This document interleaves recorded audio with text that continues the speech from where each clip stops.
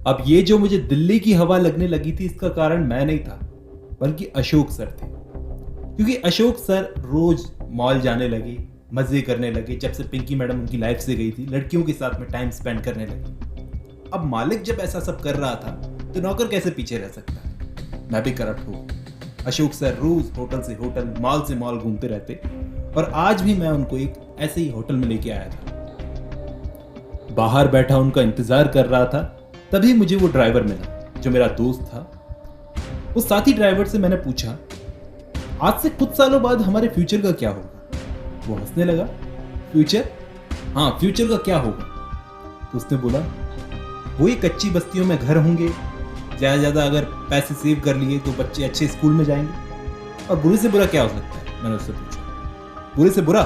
बोला हाँ, कि तुम्हें अपने मालिक के लिए जेल जाना पड़े, या फिर तुम्हें काम से निकाल दे वो लोग। यही चीजें मेरे दिमाग में घूमती रही। जब अशोक सर यहाँ दिल्ली में खूब मजे कर रहे थे, रिश्वत खिला रहे थे, उस वक्त मैं कार में बैठा सोचता रहता कि वैसे तो ये लोग बैग भर भर के मिनिस्टर्स को रिश्वत खिलाते रहते हैं, लेकिन जब हमारे ड्राइवर्स की बारी आती है तो 1 रुपया भी नहीं छूटते हमारी तरफ। यही सब सोच सोच के मेरा गुस्सा बढ़ता जा रहा था। उस दिन मैंने अशोक सर को घर छोड़ा, अपार्टमेंट में छोड़ा।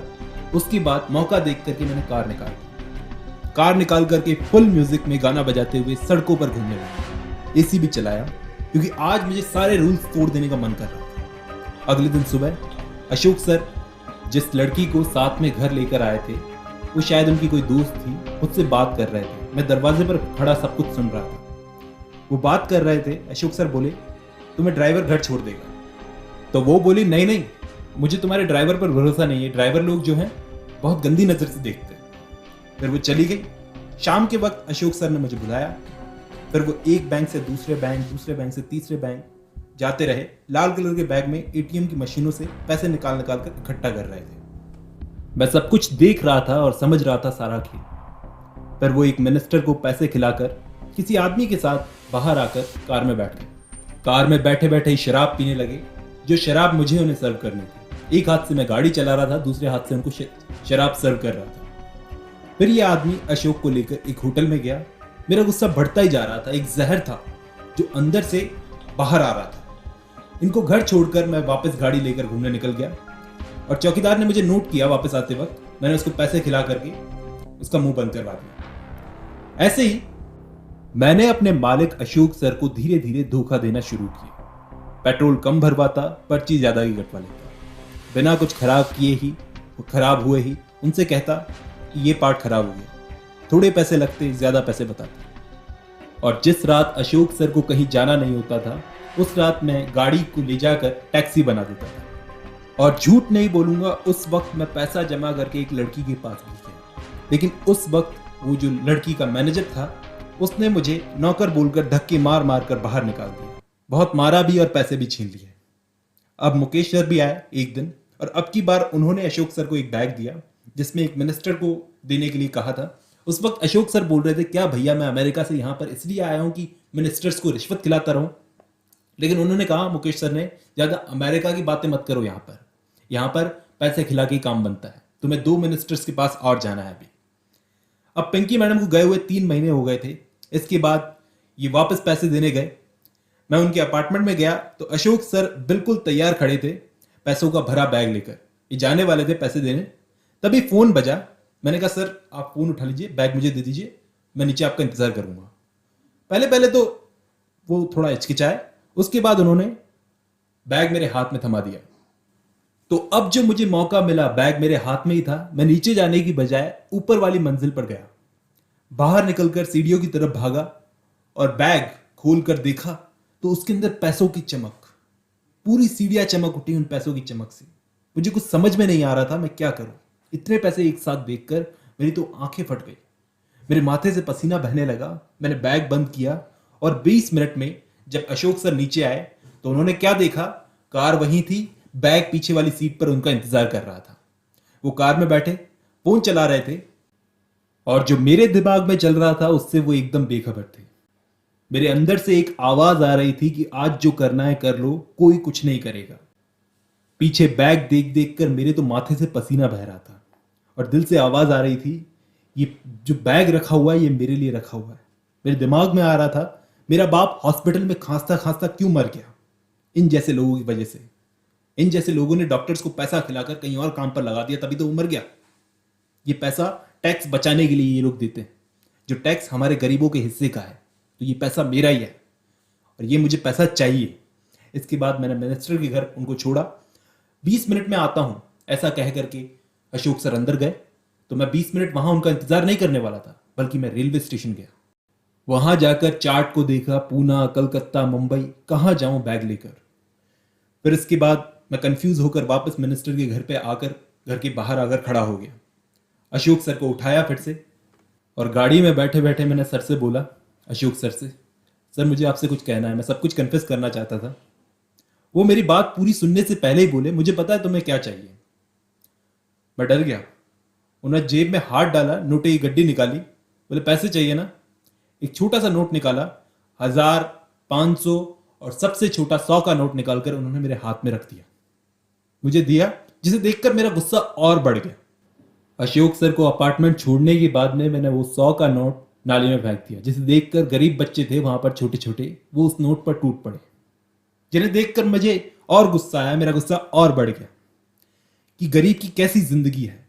जोर जोर से मैं हंसने लगा। घर पहुंचा तो पता चला दादी ने गांव से एक लड़के को भेजा है। छोटा सा बच्चा आया था, गौरी आंटी का चौथा बेटा, काम सीखने के लिए ड्राइवरी का। मैंने उस बच्चे को रख के एक कान के नीचे चांटा मारा, वो जमीन पर जाकर दूर गिरा। ड्राइवर बनेगा साले, ड्राइवर बनेगा। उस लड़के का नाम था धर्म। खड़ा हो और मारना तुझे।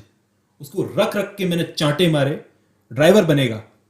उसको थप्पड़ मारे, तब तक मारे जब तक कि उसके दिमाग से ये ड्राइवर बनने का भूत ना उतरे, गरीब बनने का भूत ना उतरे। वो बड़ा सीधा लड़का था और मैं वाइट टाइगर, जिसे यहां पर नहीं रहना पिंजरे में, मुझे जंगल में रहना है। अगले दिन अशोक सर को बैठाकर मैं होटल लेके गया। अशोक सर घबराए हुए होटल से बाहर निकले। फिर उन्होंने कहा कि इन 2 पॉलिटिशियंस को छोड़कर आओ जहां ये जाना चाहते हैं। मैं उन दोनों को बैठाकर वहां से निकल गया। अशोक सर टैक्सी पकड़ के वापस अपार्टमेंट की तरफ निकल गए। मैं उन दोनों को बैठा करके छोड़ने जा रहा था जहां भी वो जाना चाहते थे, लेकिन वो गाड़ी को घुमा रहे थे यहां से वहां, और वो बोल रहे थे दारू है तुम्हारे पास में। मैंने उन्हें दारू पिलाई। फिर उसके बाद में उन्होंने अशोक सर को गंदी गंदी गालियां देना शुरू की, कहा अमेरिका से आया हुआ बेवकूफ है, ऐसा कुछ। उन्हीं लोगों को सुन के मुझे पता चला कि अशोक सर 7 लाख रुपए देने वाले हैं इन लोगों को रिश्वत में। मंडे को रात को 3 बजे तक ये गाड़ी घुमाते रहे। 3 बजे आकर मैं वापस अपार्टमेंट में, मुझे नींद नहीं आई, मैं सो नहीं पाया। मैं बिल्कुल हिल गया था कि 7 लाख रुपए एक बहुत बड़ा अमाउंट है। मैं इन पैसों से अपनी जिंदगी बना सकता हूं। पैसे तो मुझे चाहिए ही चाहिए। जॉनी वॉकर की ब्लैक बोतल थी जिससे मैंने उनको शराब पिलाई थी। बाहर गया, पार्किंग लॉट में जाकर के धम से मारी, वो टूट गई। और उसके बाद में जो टूटी हुई बोतल थी मैंने साफ किया उसको और टूटी हुई बोतल ला करके अपने पास रख ली। मंडे को सुबह बारिश हो रही थी। धर्म मेरे साथ कमरे में था। मैंने 1 रुपए का सिक्का जमीन पर फेंका, बोला धर्म को उठा। वो नीचे झुका, उठाया। मैंने ऊपर से उसको देखा, वापस उसने उठा के मुझे सिक्का दिया। मैंने वापस गिराया, बोला उठा। फिर से मैंने उसे देखा ऊपर से, ठीक है सही है। मैं अब प्लान के लिए बिल्कुल तैयार था। लंच के बाद अशोक सर पैसा इकट्ठा करना शुरू किया। अशोक सर ने एक बैंक से दूसरे बैंक जाकर रेड बैग में पैसा भर रहे थे। बैग का वेट जैसे जैसे बढ़ता जा रहा था, मेरे दिल की धड़कन भी। जैसे ही सारे पैसे इकट्ठे हो गए, उन्होंने मुझसे कहा बलराम इंपीरियल होटल ले लो। मैंने वहां की तरफ गाड़ी ले ली। गाड़ी बहुत धीरे चला रहा था, ऐसे लग रहा था जैसे रिक्शा चला रहा हूं। बहुत भारी लग रही थी मुझे गाड़ी आज चलाने में। पीछे अशोक सर सारी चीजों से बेखबर फोन में घुसे हुए थे, फोन के बटन दबाए जा रहे थे। फिर मुझे एक ऐसी जगह मिली जहां दूर दूर तक कोई नहीं था देखने वाला। मैंने मौका देखा, गाड़ी रोक ली। अशोक सर को जब महसूस हुआ कि गाड़ी रुक चुकी है, उन्होंने मुझसे पूछा बलराम गाड़ी क्यों रोक दी? सर कुछ प्रॉब्लम है शायद। मैं बाहर गया, गाड़ी चेक करने लगा। थोड़ी देर बाद मैंने उनकी खिड़की बजाई। सर टायर में थोड़ी प्रॉब्लम है, उठाना पड़ेगा, मदद चाहिए। अशोक सर बाहर आने के लिए थोड़ा हिचकिचाए, वो डर गए थे। उनको भी शायद महसूस हो चुका था कुछ गलत होने वाला है। उन्होंने कहा बाहर से कोई हेल्प ले लो ना। मैंने कहा सर आपको ही आना पड़ेगा। लेकिन बलराम, सर आपको ही आना पड़ेगा। वो थोड़ा डर गए और बाहर आए, नीचे झुककर टायर को देखने लगे और उनके पीछे में कांच की टूटी हुई बोतल लेकर खड़ा था। अशोक सर ने एकदम से पलटकर मेरी तरफ देखा। मैंने बोला सर फेंक रहा हूं, यहां पे मिली थी मुझे पड़ी हुई, टायर में घुस जाती। फिर वो वापस झुके, जैसे ही वो झुके मैंने पूरी हिम्मत इकट्ठी करके अशोक सर के सर में वो बोतल फेंक दी। अंदर घुस गई बोतल। उसी वक्त ऑन द स्पॉट उनकी जान निकल गई। फिर उनकी बॉडी को पलटकर, मैं श्योर नहीं हुआ था कि वो मरे हैं कि नहीं मरे हैं, हाथों से उनका गला दबा दिया। फिर कार लेकर अपार्टमेंट वापस पहुंचा, धर्म को उठाया और रेलवे स्टेशन भागा। और वहां से बैंगलोर जाने के लिए मैंने ट्रेन पकड़ी, लेकिन डायरेक्ट ट्रेन नहीं बल्कि जिगजैग रूट को फॉलो किया। एक ट्रेन से दूसरी ट्रेन, दूसरी से तीसरी, तीसरी से चौथी, ऐसे।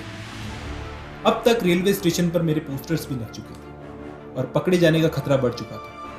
बैंगलोर आकर सबसे पहले मैं एक छोटे से होटल में रुका।